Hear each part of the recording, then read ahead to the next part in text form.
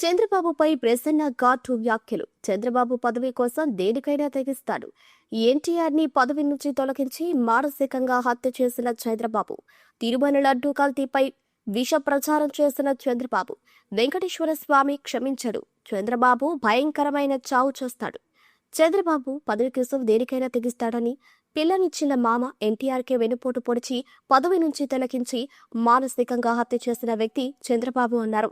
శనివారం బుచ్చిరెడ్డిపాలెంలోని ప్రసన్న వెంకటేశ్వర స్వామి ఆలయంలో వైసీపీ నాయకులతో కలిసి ప్రత్యేక పూజలు నిర్వహించారు. అనంతరం ఆయన మాట్లాడుతూ, ఎంతో ప్రాముఖ్యం ఉన్న తిరుమల లడ్డు నెయ్యి కల్తీపై విష ప్రచారం చేసిన జగన్మోహన్ రెడ్డికి, వైవి సుబ్బారెడ్డికి, కరుణాకర్ రెడ్డికి అంటకట్టారన్నారు. లడ్డూలో కల్తీ లేదని సిపిఐ దర్యాప్తులో చెప్పింది అన్నారు. ఇలాంటి వ్యక్తిని వెంకటేశ్వర స్వామి క్షమించడని, చంద్రబాబు భయంకరమైన చావు చేస్తాడని, ఈ మాట తను అనకూడదని, కానీ దేవుడిపై రాజకీయం చేశాడు కాబట్టి అనాల్సి వస్తుంది అన్నారు. ఇకనైనా చంద్రబాబు, లోకేష్ వారి బుద్ధులు మార్చుకోవాలని సూచించారు. నాయుడు పదవి కోసం దేనికైనా తెగిస్తాడు.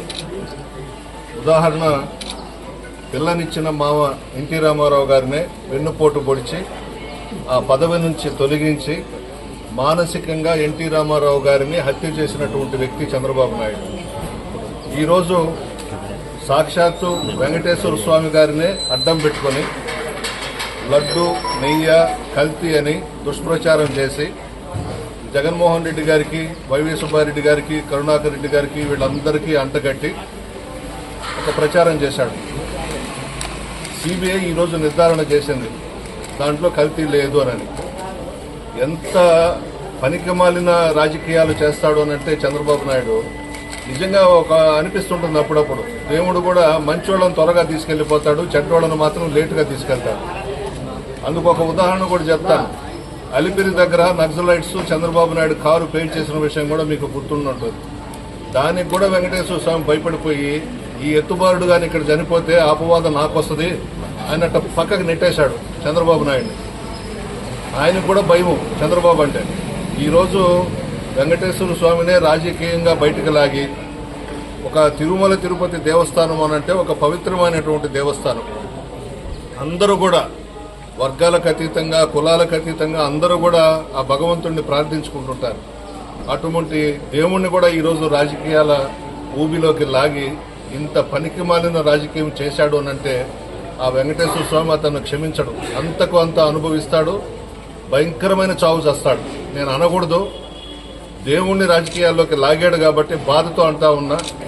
ఆ వయసులో అతన్ని మేము అనకూడదు, కానీ అనాల్సి వస్తుంది. ఇటువంటి రాజకీయాలు చేయకూడదు.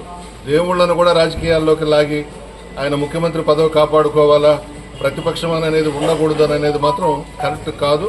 ఇకనైనా ఆ లోకేష్ బాబు గాని, చంద్రబాబు గాని బుద్ధులు మార్చుకుని ముందుకు పోతే మంచిది. చేయడం అనేది లేదు అని చెప్పినా కూడా వినకుండా మరి ఈ రోజు అవన్నీ కూడా సిబిఐ దృష్టికి పోయి నిన్ననే సిబిఐ ఇచ్చింది. ఎలాంటి కల్తీ లేదు, ఇది కావాల్సింది రాజకీయంగా చేసిందని. అలాంటి దుర్బుద్ధి ఉన్న ఈ చంద్రబాబు నాయుడు గారు ఇప్పుడైనా మనసు మార్చుకొని దేవుణ్ణి రాజకీయాలకు లాగొద్దు. ఆ మహాదేవుణ్ణి ఎప్పుడైనా మనము ఆయన బాటలో అనుసరిస్తే దేశాన్ని సుభిక్షంగా అందరికీ మంచిగా ఉంటుంది. కాబట్టి ఇప్పటికైనా కూడా ఆయన బుద్ధి మార్చుకొని వాళ్ళందరూ కూడా క్షమాపణ దేవుడు వెంకటేశ్వర స్వామి చెప్పాలని కోరుకుంటున్నాడు. ప్రసాదంలో కల్తీ జరిగిందని అబద్ధ ప్రచారాలు చేసి మరి వార్తాపత్రికల ద్వారా, పశ్చిమ మీడియా ద్వారా మరి ప్రజలను ఏదో అవాస్తవాన్ని వాస్తవాలు చేస్తూ చెప్పినటువంటి నేపథ్యంలో ఇటీవల కాలంలో ఏదైతే వాళ్ళు వేసినటువంటి సిట్ అయితేనేమి సిబిఐ ద్వారా ఎంక్వైరీ చేసి దాంట్లో ఎలాంటి కల్తీలు జరగలేదు, వాస్తవాలు వెలుగు చూపి ఈరోజు వాస్తవాన్ని ఇచ్చిన నేపథ్యంలో కూడా ఇంకా కూడా ఈ పత్రికల్లో కూడా ఇంకా వేరేదో రాస్తా ఉన్నారు. దాంట్లో భాగంగా ఈరోజు కూడా వెంకటేశ్వర స్వామి దేవస్థానానికి వచ్చి ఈ యొక్క తండ్రి కొడుకులు బుద్ధి మార్చాలి, తద్వారా మరి వెంకటేశ్వర తిరుమల తిరుపతి దేవస్థానం పవిత్రతను మరి అపవిత్రం చేయడానికి కోరుకున్నటువంటి ఈ యొక్క రాష్ట్రంలో ఉన్న కూటమి నాయకులకి మరి మంచి బుద్ధి ప్రసాదించాలి. తద్వారా దేవుని రాజకీయంలోకి రాకుండా మరి దేవుడిని గతంలో ఎన్నో సంవత్సరాలు ప్రసిద్ధిగాంచినటువంటి తిరుమల తిరుపతి దేవస్థానం అంత మంచి ఈ యొక్క దేశంలో కాదు ప్రపంచంలో కూడా మంచి పేరున్నటువంటి తిరుమల తిరుపతి దేవస్థానం ప్రతిష్టను దిగదార్చడానికి కూటమి ప్రభుత్వం చేస్తున్నటువంటి కుట్రల పన్నాగం కూడా వెలుగులోకి వచ్చింది. కాబట్టి ఇకనైనా మంచి ప్రవర్తనతో మరి మంచి సాంప్రదాయాలతో మరి దేవుని ఎటువంటి ఓట్లు లాక్కుండా మరి ప్రజలకు మంచి చేయాలని, తద్వారా ప్రజలు కూడా ఏది మంచి జరుగుతుందో ఏది చెడు జరుగుతుందో ఏ విధంగా ఈ యొక్క అసత్య ప్రచారాలు ఈ పేపర్ల ద్వారా ఎల్లో మీడియా ద్వారా ప్రజలను ఏదో ఆకట్టుకొని తద్వారా ఏదో వైఎస్ఆర్ కాంగ్రెస్ పార్టీ వాళ్ళ మీద బురచల్లాలనుకున్న పరిస్థితుల్లో ఈరోజు వాస్తవాలు వెలుగులోకి వచ్చినాయి. కాబట్టి ఇప్పుడైనా బుద్ధితో ఇకనైనా కానీ దేవుణ్ణి కూడా ఎలాంటి రాజకీయాల్లో వాడుకోవద్దో మనం చేసుకుంటూ సెలవు తీసుకుంటాం. ఎంక్వైరీ చేసి సిబిఐ కూడా రిపోర్ట్ ఇచ్చింది. కల్తీ నెలలో ఎక్కడా కూడా ఏమీ కలవలేదని. కాబట్టి ఈరోజు వెంకటేశ్వర గుడికి వచ్చి పెద్దలు ప్రసన్న కుమార్ రెడ్డి గారు, జంకా వెంకటరెడ్డి గారు, అలాగే చలపతిరావు గారు, మిగతా నాయకులందరూ కూడా వచ్చి ఆ లోకేష్ బాబుకి ఆ చంద్రబాబుకి కనువిప్పు కలవాలా, ఇటువంటి దేవుడి విషయంలో ఎప్పుడు కూడా రాజకీయాలు చేయొద్దని చెప్పి వాళ్ళ మనసులు బాగుండాలని చెప్పి ఆ దేవుని కోరుకుంటూ, అలాగే సనాతన ధర్మం అని చెప్పినటువంటి పవన్ కళ్యాణ్ కూడా ఈ రోజైనా నోరు విప్పి సనాతన ధర్మం ఆ దేవుడు సిబిఐ నిజాలు తెచ్చింది కాబట్టి ఇప్పుడే నోరు విప్పాలని చెప్పి కోరుకుంటున్నాం.